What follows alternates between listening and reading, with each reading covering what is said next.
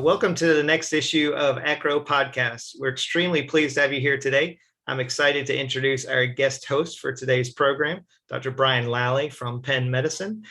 Dr. Lally is a member of the ACRO Board of Chancellors, and we appreciate him serving as our MC for today's program.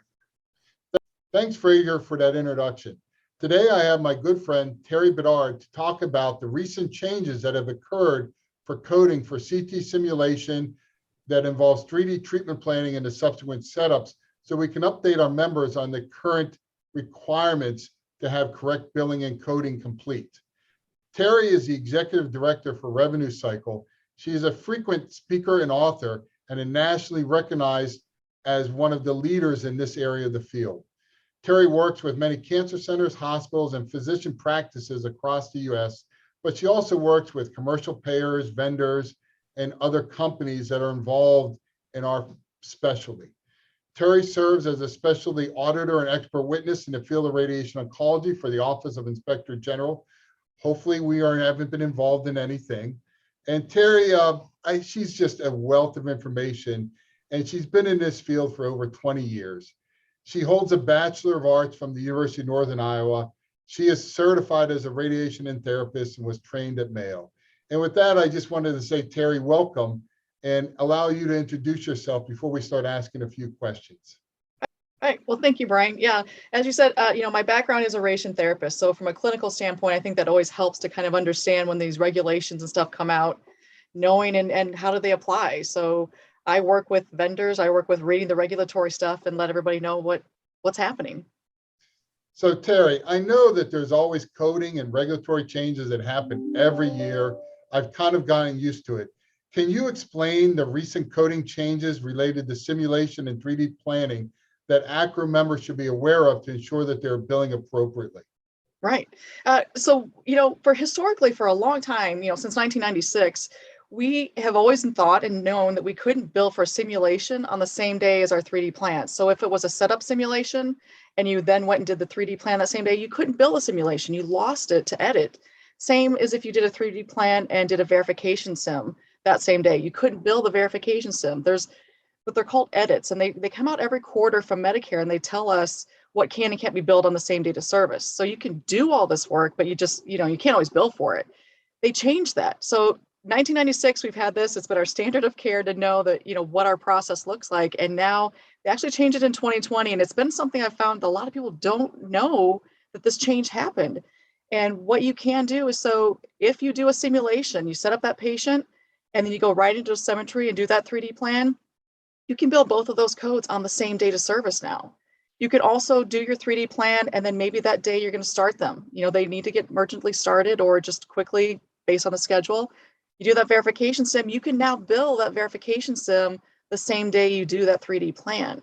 Now you can't do the setup sim, 3D plan, and a verification sim on the same day. We still can't do two simulations together on the same date of service, but we can do one or the other. And this is a switch. So, and they made it retroactive back to 2019, actually. So we've got some time where from timely filing, you could still bill for services.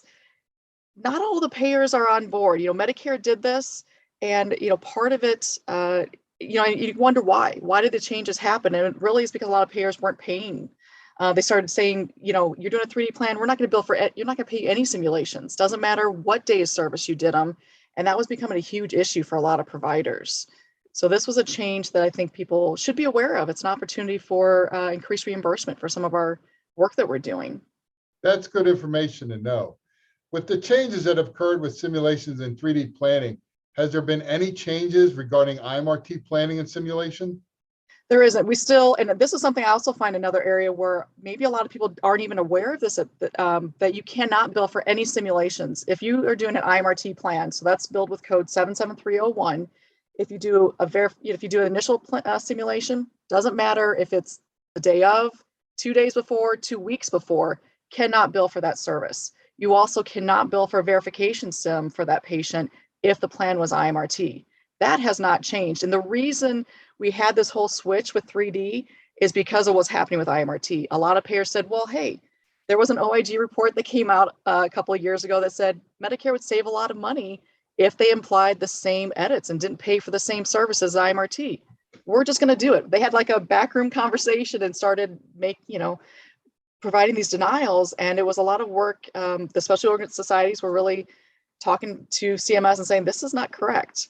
And so from that standpoint, no, there haven't been changes to IMRT, but this is part of, it's important to say they're still bundling and packaging a lot in IMRT. That hasn't changed. But 3D is sort of still out there as its own entity, a little separate from IMRT because of the changes that they made recently. Thanks for the information. This is really good stuff that we're aware of as physicians, because we're so busy taking care of patients, we forget to keep up with this stuff. Is there any way that ACRO members can be more informed and better stay on top of changes as they occur and when they're released? Any advice? Yeah, it's really important to, ACRO has a lot of resources that are available for its members. And my work that I do with revenue cycle coding strategies and our partnership with ACRO, we help to provide and make sure that people have access to that information, that they're aware of some of these things, the updates and information as well. So just know that Medicare, there are rules every year that change. They don't always change for radiation oncology. There's sometimes big rules that happen. We have the RO model, obviously that's happening in 2022. That's a big change for radiation oncology. But there is opportunity to know that things will happen every quarter. These edits will happen and change. So just always kind of keep your ear to the ground and look for alerts and updates from ACRO itself to see, what information's available. But know around the final rule time, they just came out recently. There are some payment changes and things that we need to be aware of. So just always be aware that if you've always been doing it that way and it's always you thought was correct, it's possible that it could have changed. And really reach out and look at those different resources that are there from ACRO, I think. Thanks for your time, Teri. I appreciate all this information you're sharing with our ACRO members. Any last words? Anything else you want to add? Just know, 2022 is going to be a time of some changes. We've got the model, that is starting, it is going into effect unless there's a law that comes into, that happens between that and the end of the year.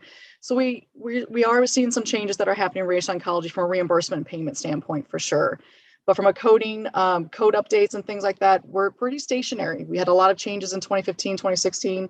For right now, from a code standpoint, that's pretty similar. But other than that, know that we're all kind of in this together and there's always going to be changes. So always try to be as prepared as you can be. Okay. On that, I just want to say thanks, Teri, for your time. I enjoyed you sharing this with our membership.